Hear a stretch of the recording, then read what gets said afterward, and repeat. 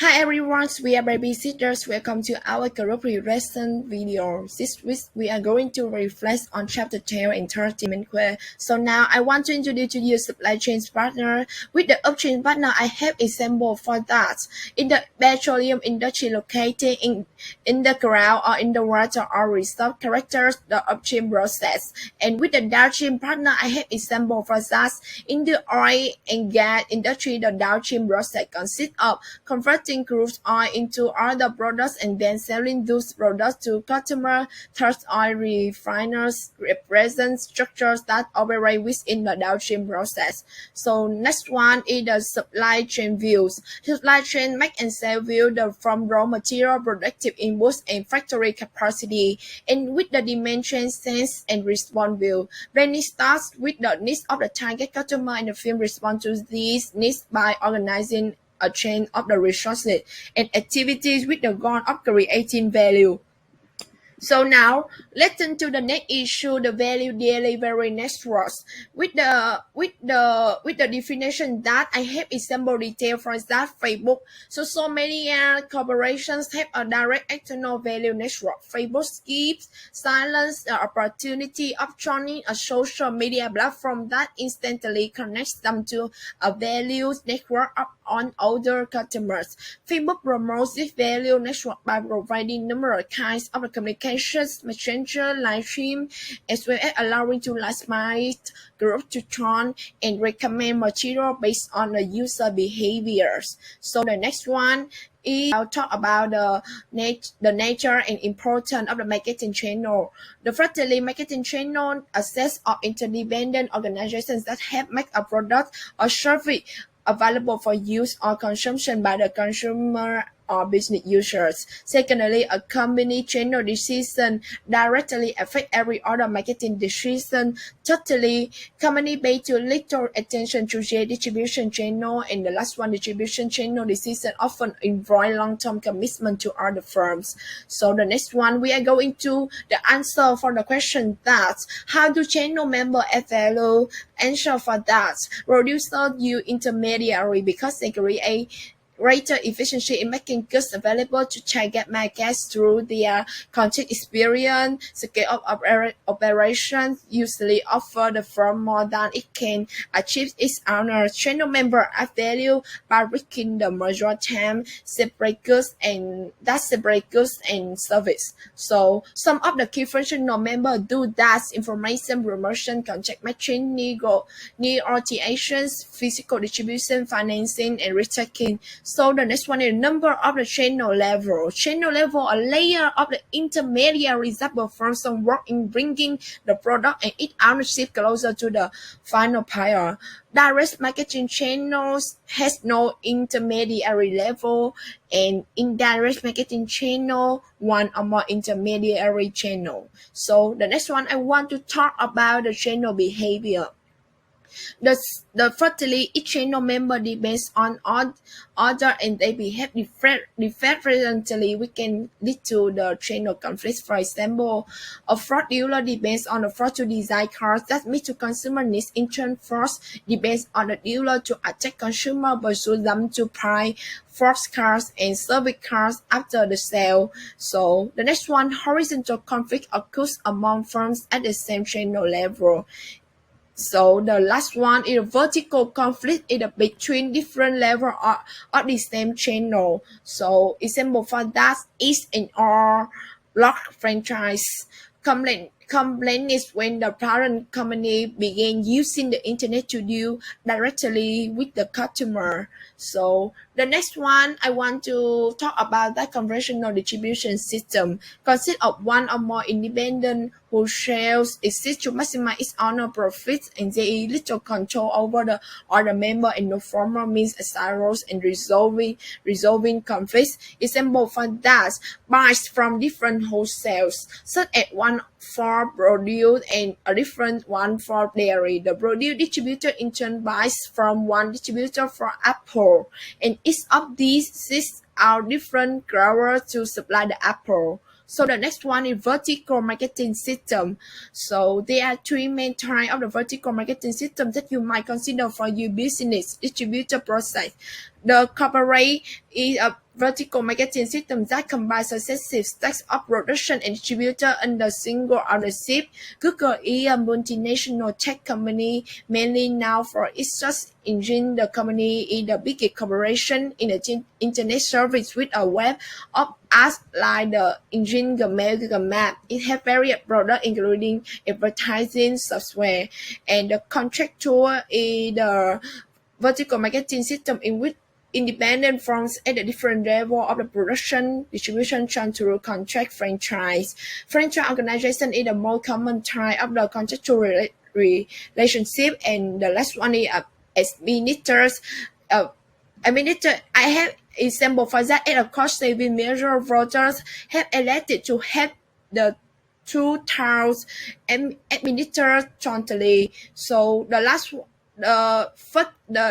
one is the horizontal marketing system. Example for that, McDonald's now play express version of its restaurant in Walmart store. McDonald's benefits from Walmart's considerable store traffic, while Walmart keeps hungry shopper from the having to go elsewhere to eat.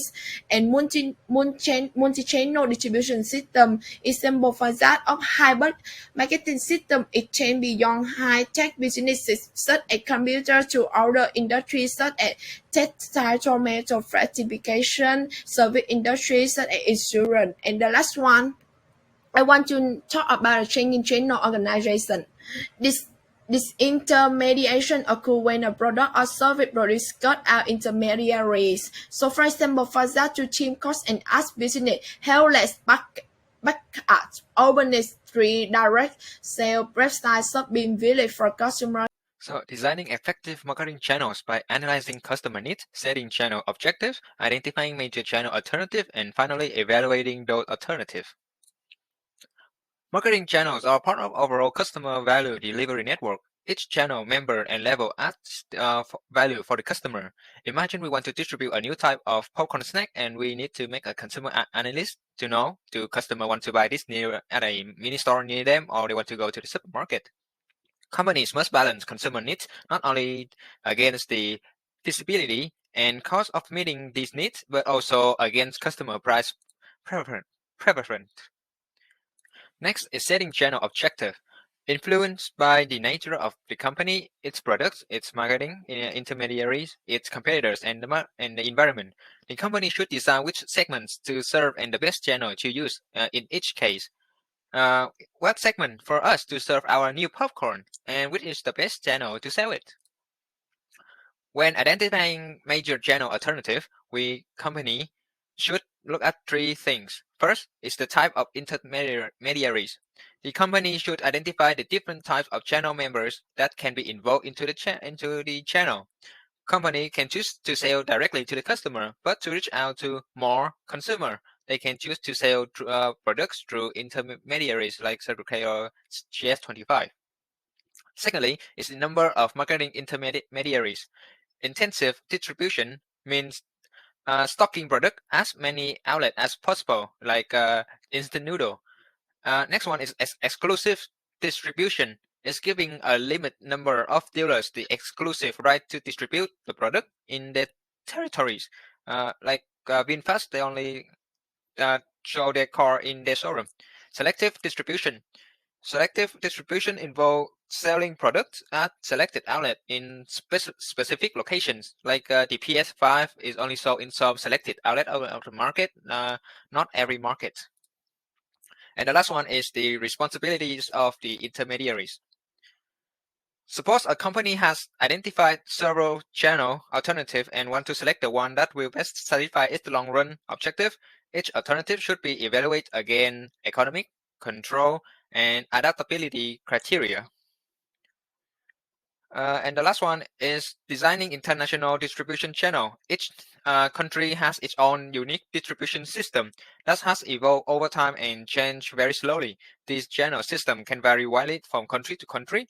Sometimes local conditions can greatly influence how a company distributes products in global markets. Next is the channel management decision. It's the selecting, managing, and motivating individual channel member and evaluating their performance over time. When selecting intermediaries, the company should determine what characteristics distinguish the better one. It can be location, growth, and profit record, reputation, and more. Managing channel members. In the managing, is the company must sell not only through the intermediaries but also to and with them. Follow them, support them on the way. Motivating the channel members is a company must convince supplier and distributors that they can succeed better by working together as part of a cohesive value delivery system. Evaluating channel members is the company must regularly check channel member performance against standards. Company needs to be sensitive to the needs of their channel partners. Public policy and distribution decision. There's four parts. Exclusive distribution is when the seller allows only certain outlets to carry its product. The exclusive dealing is when the seller requires that the seller not handle a competitor's product. Exclusive territorial agreements are where producer and seller limit territory. Tying agreements are agreements where the dealer must take most or all of the line. Moving on to the marketing logistic and supply chain management. Marketing logistic or physical logistic is the planning, implementing, and controlling the physical flow of materials, final goods, and related information from point of origin to point of consumption to meet customer requirement at a profit. Supply chain management is managing upstream and downstream value added flow of material, final goods, and related information among supplier, the company, reseller, and final customer. Means getting the right product to the right customer at the right place and the right time. Marketing logistic involve not only outbound logistic, which is moving product from the factory to the reseller and ultimately the customer, but also there's inbound logistic, which is moving product and material from supplier to the factory, and reverse logistic, that is reducing, recycling, or disposing of return goods by consumer. Major logistic function. There are four types. First is warehouse and distribution center. Storage warehouse store goods for moderate to long period of time. Distribution center are designed to move goods rather than just store them, like automated storage used by Amazon to get the goods to the customer as soon as possible. Inventory management is too little goods might not don't have the good when the customer order, but too much of goods it can be costly. So just-in-time logistics system is the best way to go. Transportation affect the pricing of the product, delivery performance, and the condition of goods when they arrive. It can be truck, railroad, ship, or plant. And final is logistic information management. More and more companies are adopting the concept of integrated logistics management. It's the emphasizing teamwork both inside the company and among all other marketing channel organizations to maximize the performance of the entire distribution system. To begin chapter 13, I'm going to talk about retailing, which is selling goods or services directly to final customer for their personal and non-business uses. So retailing, connecting brand with consumer. In this part, there are four keywords. The first one is shopper marketing, which is focusing the entire marketing process toward turning shopper into buyer at the approach the point of sale.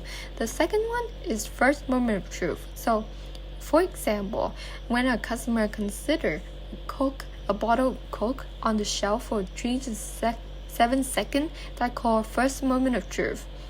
And the growth of mobile and online shopping created the zero moment of truth, which is consumer begin the buying process by searching and learning about a product online.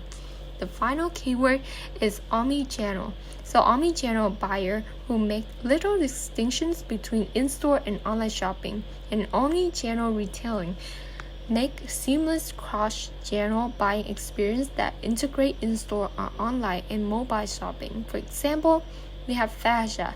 Fasha offer free quick shipping and constantly develop their app to help shoppers enjoy buying products online as much as they do in-store. Next, I'm going to be talking about amount service. So, for example, Tilly develops personal shopping assistant, And for retail store, the startup eponymous application allow customers to browse price, discount, and offer in the retail store and check out without any physical billing. And the solution used the pattern recognition technology to understand the customer shopping preference and provide personalized suggestions that push up sale. And customer also pass security by directly scanning the receipt without contacting any human security guard. Metro Cash is a limited service business providing a few sale assistance to help customers with their buying process. Finally, we have Apple Store that is a full-service store. Usually, they carry more specialty goods for which customers need or want assistance or advice. That's why they provide customers with a lot of employees to help them with the buying process. Next, I'm going to be talking about the product line. So retailer can also be classified by the length and breadth of their product assortment. So the first one we have here, specialty stores. They carry a narrow products in line with a deep assortment. For example, Pet Mart that only sell product for pet, or Kit Kat Japan store who only sell Kit Kat products. Exactly is chocolate. So department store that carries several product line with each line operated as a separate department managed by a specialist buyer or merchandise, or for example, called a Galerie Lafayette. Next, we have supermarket, which is large, low-cost, low-margin, high-volume self-services operations designed to serve the customer total need for grocery and household products. So we probably go to the supermarket all the time. An example for this is a Lotte Mart or Coke Mart. Next one, we have convenience stores. So for example, Mini Stop or Circle K. They carry standard merchandise sold at lower price with lower margin and high volume. Next, we have discount store, which is TJ Maxx or Home Good. They sell merchandise bought at less than regular wholesale price and sold at less than retail. And the final one, we have off-price retailer, which is large store that meet customer total need for routinely purchases food and non-food item, for example, Marshall or Macy Backstay. Finally, I'm going to talk about organization's approach. So retail store band together under some form of corporate or contractual organizations. There are four major types of retail organizations. The first one is corporate chain, which is two or more outlets that are commonly owned and controlled. And voluntary chain, which is wholesaler, sponsor group, or independent retailer engaged in group buying and merchandising. The next one we have is retailer cooperative group of independent retailer who jointly establish a central buying organizations and conduct joint promotion effort. The next one we have is franchise organizations, so contractual association between a franchisor and franchisee. Retailers also need to do marketing decisions like other marketers. There are two types of strategies these companies can focus on. The first one is the STDP strategy, which includes segmentation, targeting, differentiation, and positioning. And the second one is the marketing mix, which includes the 4Ps. The importance of STDP strategies for retailers can be illustrated by these two brands. Gap. Gap used to be a successful clothing store in the 2000s with a positioning statement of effortless, cool. However, time flies fast and Gap failed to capture the younger audiences. It did not target customers and therefore failed to serve them all. On the other hand, In-N-Out Burger is successful in the crowded fast food industry because the brand mastered targeting and differentiation. It is completely different than McDonald's, focusing on one traditional set of menu and offer friendly customer service instead of creating unending dishes. Turning to the marketing mix for retailers, which includes the 4Ps: product, price, promotion, and place. Retailers need to differentiate their offerings from competitors. However, it must match with customers' preferences and expectations. Aside from the visible products, retailers should use all the brand elements into capturing customers' hearts. For example, Bloomingdale is a US-based department store.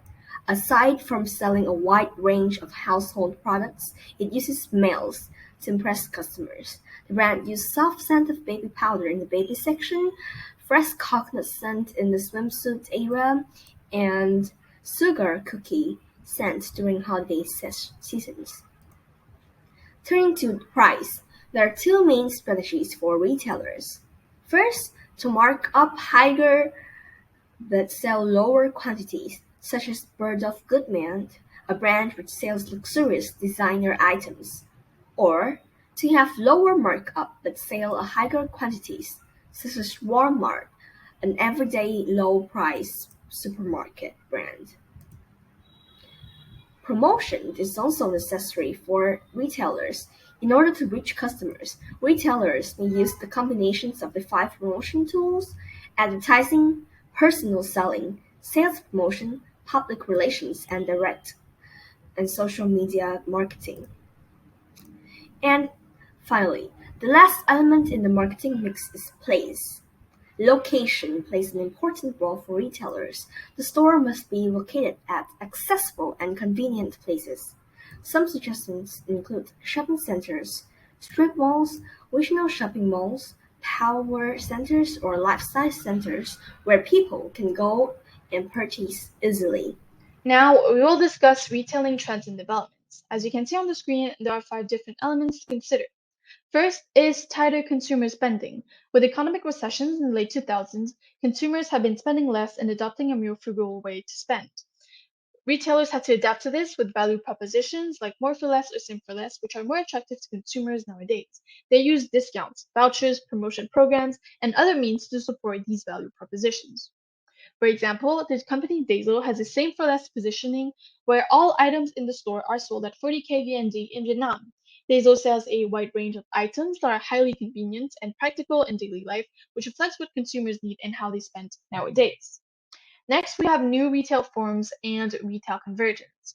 With new retail forms emerging, like online retailing, pop-up stores, and flash sales, this causes a phenomenon called retail convergence, where different types of retailers sell the same products at the same price to the same consumers due to the price transparency of the internet.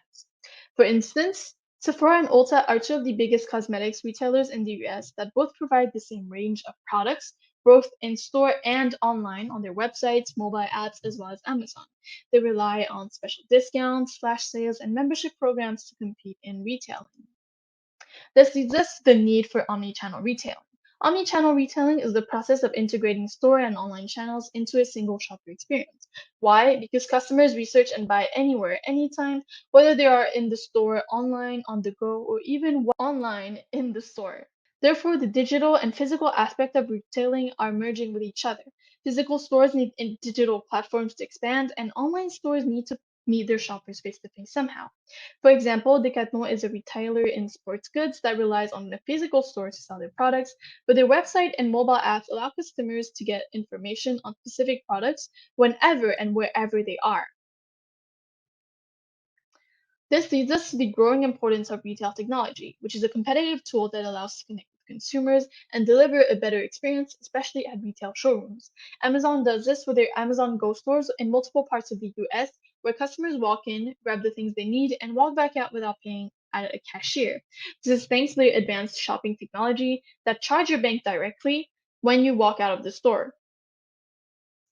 Next, we will focus on green retailing, where sustainable practices are included in retailing activities in the form of greening up product assortments, programs that support customers' sustainable habits, and collaborating with suppliers and distributors to create a more sustainable product, packaging, and distribution system.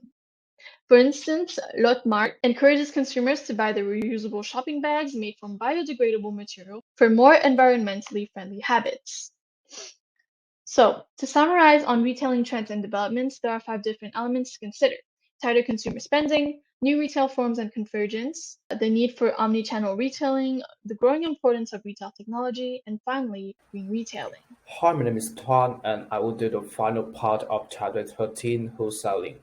A definition: wholesaling is selling goods and services to those who are buying for the purpose and resell or business use directly. There are three groups The first one is merchant wholesalers, which is the processors of the product in your own stores. For example, Amazon, when you purchase online, the product will go directly from the Amazon store to your house. It's like a manufacturing store. And by contrast, the second group is brokers and agents, which is they don't process any goods or products, but they get paid by the commission fee, and the product is tumbled directly from manufacturer store to your house. The final group is manufacturers and retailer branches offices conducted by non-wholesalers to bypass the wholesaler, which is the direct business from B2B. Go to the next slide. Wholesaler marketing decisions.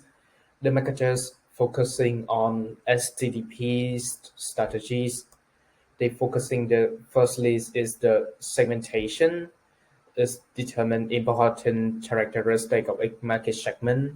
Secondly, they focus on the target, which is the size of customer, the large order, and the better benefits they have. Thirdly, is the differentiations. Produce conduct the strong offers and discount, and with increasing the size of the offer, and they also conduct the automatic system that will check and reorder if needed, and they will have the sponsor relationship for volunteer on charity operation. Finally, positioning. They develop a marketing mix for each selected segment. Marketing mix decisions. For the product, the marketers try to reduce and the product cost and effectiveness in channels. For the price, they will try to lower the price but increase the volume, and with comes it with the benefit later. For the place, the marketers try to reduce the rent and tax, and they can change their storage in different nations in order to get the benefits the most, and this will have reduced the shipping fees when they close the customer on the manufacturer. Finally, promotion. They can have a sub-promotion in order to advertise their company to public relations. On our STDP and marketing mix focus on two goals. The first one is increasing efficiency and effectiveness of the entire marketing channels. Secondly, adding customer relationships to be reach a long-term goal between the customer and producers. So that's all for chapter 12 and 13. Thank you for listening.